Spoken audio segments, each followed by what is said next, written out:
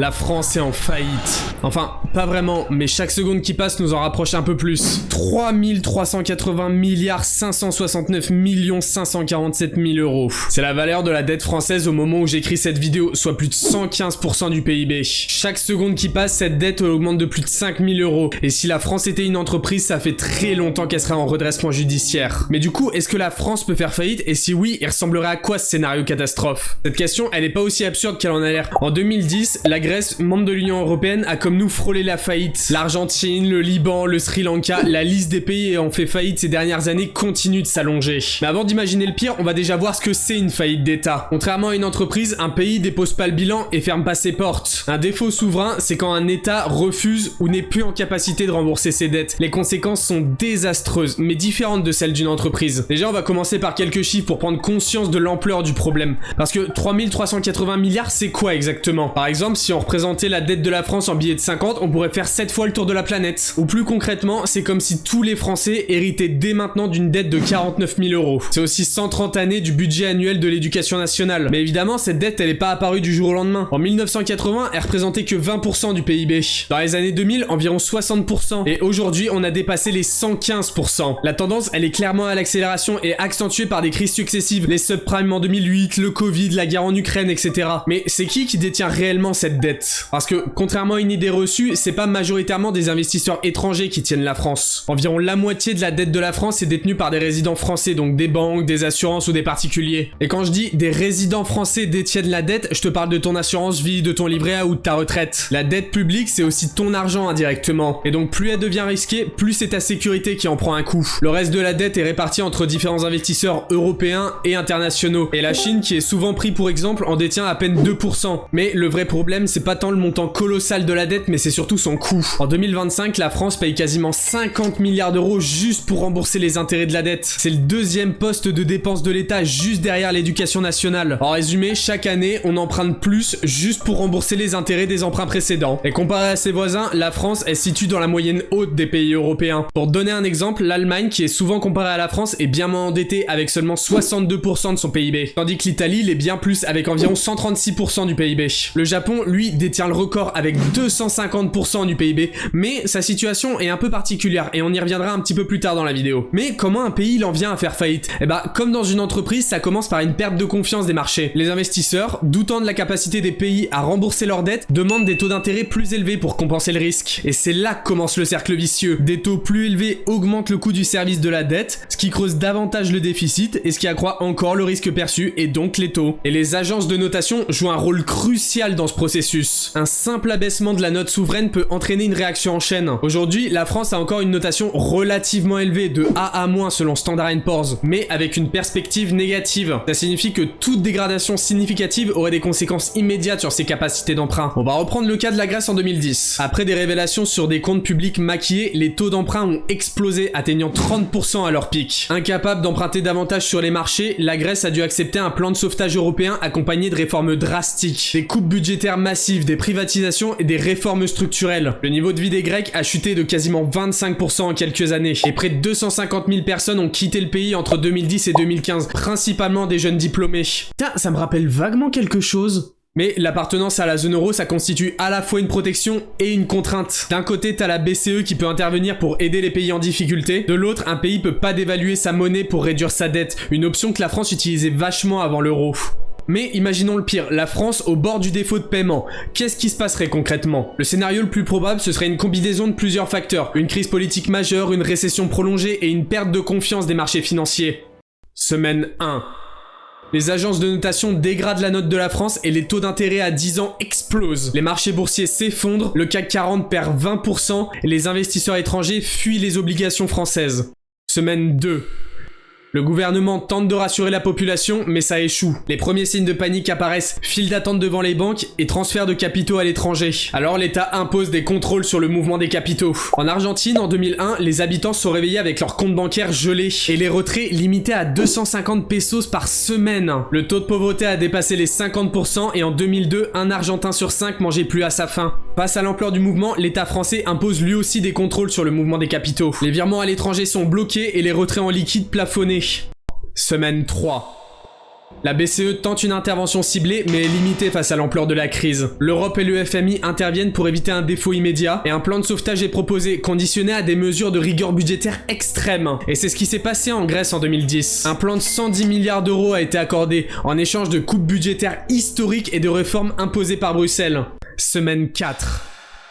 Le gouvernement annonce un plan d'austérité colossal. Gel des salaires publics, report de l'âge à la retraite, réduction massive des prestations sociales et hausse généralisée des impôts. Pour les Français, les conséquences seraient immédiatement catastrophiques. L'inflation repart à la hausse, les prix de l'énergie et de l'alimentation explosent, plusieurs pénuries apparaissent sur des produits importés et le chômage s'envole. Le marché immobilier s'effondre et les banques restreignent l'accès au crédit. Et c'est ce qu'a vécu le Liban en 2019. Effondrement de la livre libanaise, flambée des prix, coupure d'électricité et disparition de l'épargne. L'hyperinflation a détruit presque 80% de la valeur de la livre libanaise. Plus grave encore, la position géopolitique de la France serait durablement affaiblie. Entre sa perte d'influence diplomatique et son déclassement au sein de l'UE, on passerait de la 7e puissance mondiale à un pays sous tutelle financière internationale. Mais même si la France va pas faire faillite demain parce qu'elle possède encore plusieurs protections structurelles, depuis quelques temps, le ton a changé et plusieurs économistes considèrent un défaut de paiement comme un scénario crédible et plus juste comme une théorie. Mais d'abord, il y a ce qui protège encore la France. Premièrement, son appartenance à la zone euro. En cas de panique sur les marchés, la BCE peut intervenir et racheter la dette de la France pour calmer la situation. Et elle l'a déjà fait pendant la crise de 2012. Et elle dispose toujours d'un filet de sécurité conçu justement pour éviter l'explosion des taux d'un État membre. C'est un gros avantage comparé à des pays comme l'Argentine ou le Liban qui sont seuls face au marché. Deuxièmement, la solidité structurelle de l'économie française. Malgré ses faiblesses, la France reste la 7e puissance mondiale aujourd'hui. Et elle possède encore une économie diversifiée, une démographie dynamique et une capacité fiscale très élevée. L'État peut lever des dizaines de milliards d'euros en haussant les impôts et en supprimant des niches fiscales. En théorie, la France a toujours les moyens de se relever, mais augmenter les impôts, c'est vraiment pas une solution à long terme. Et troisièmement, des mécanismes européens comme le mécanisme européen de stabilité. C'est un fonds de secours doté de centaines de milliards d'euros destiné à aider les pays en difficulté.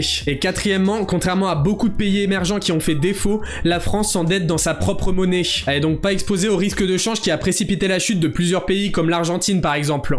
Mais toutes ces protections pourraient bientôt plus suffire, parce que depuis quelques mois, les signaux sont de plus en plus inquiétants. Depuis début 2024, le déficit s'est creusé bien au-delà des prévisions. La dette dépasse maintenant les 3380 milliards d'euros, plus de 115% du PIB. Et surtout, le coût de cette dette augmente. Les agences de notation ont certes maintenu la note de la France à AA-, mais avec des perspectives négatives. En clair, si rien change, la prochaine étape, c'est la dégradation.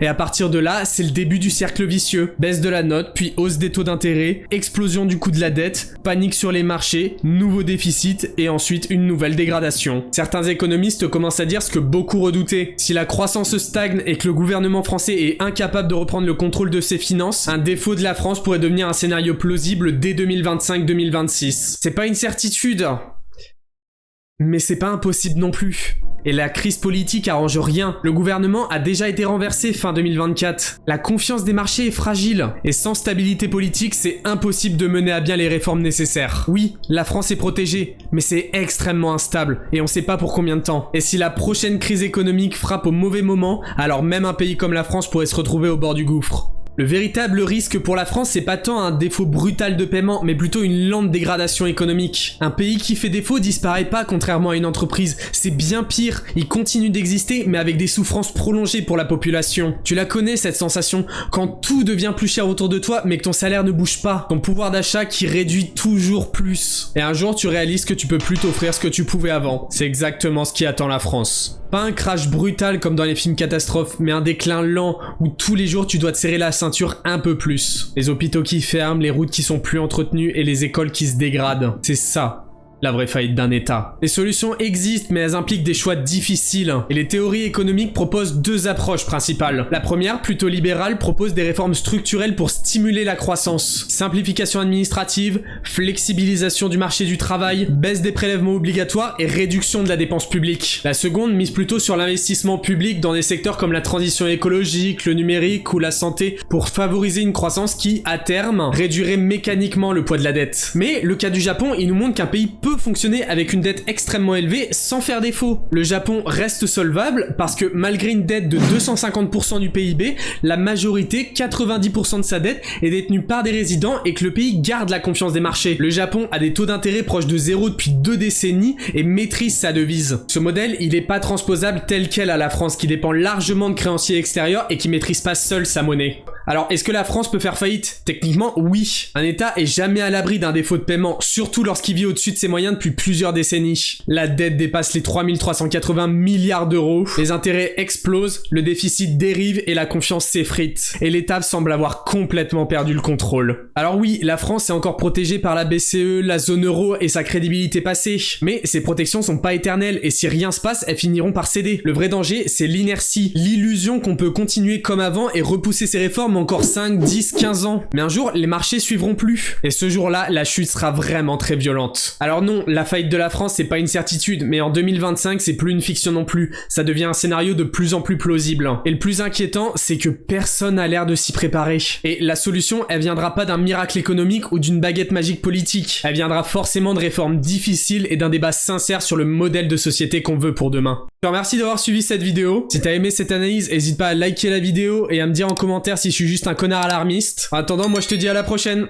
Salut!